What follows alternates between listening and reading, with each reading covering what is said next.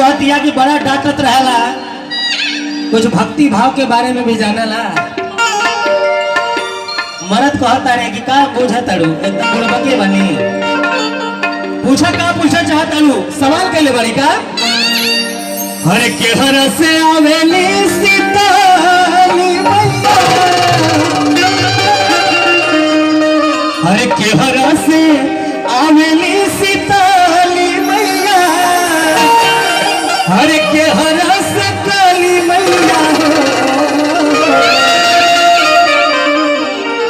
अगर अच्छा लगी तो एक बार ताली हो जाए चाहिए भाई लोग, क्या बात है। ऐसा लगत हो कि वास्तव में गाजीपुर के धरती, सॉरी गाजियाबाद के धरती पर हम लोग बैठल है कि केहर से आवेली सीताली मैया, हर केहर से काली मैया हो, किनारे हो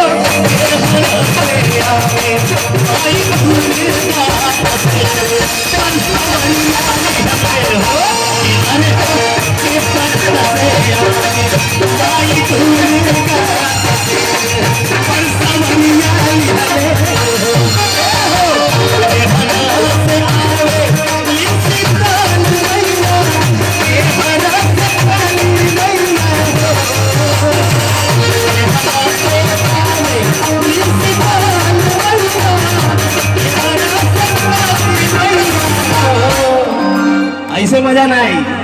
जब माई के भक्त हुआ था दोनों हाथ ऊपर उठा के ताली बना के कैसे कि अरे हो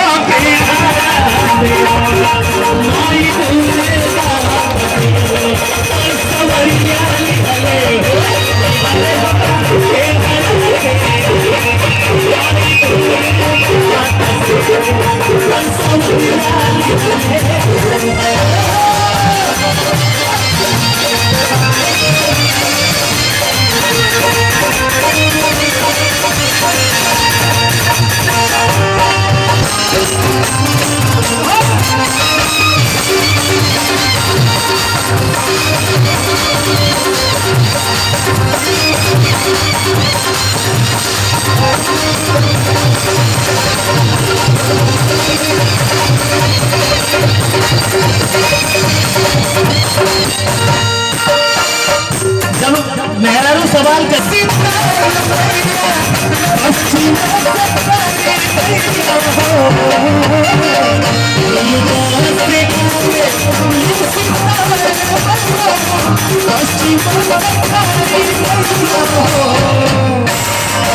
कि अरे हो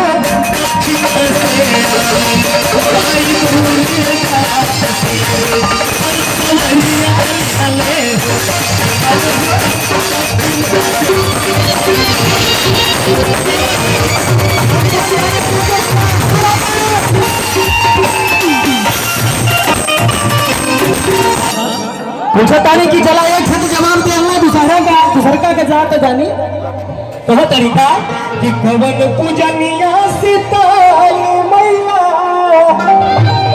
हरे कवन काली मैया हो, अरे कवन पूजनिया सीताली। रिकॉर्डिंग बंद करो।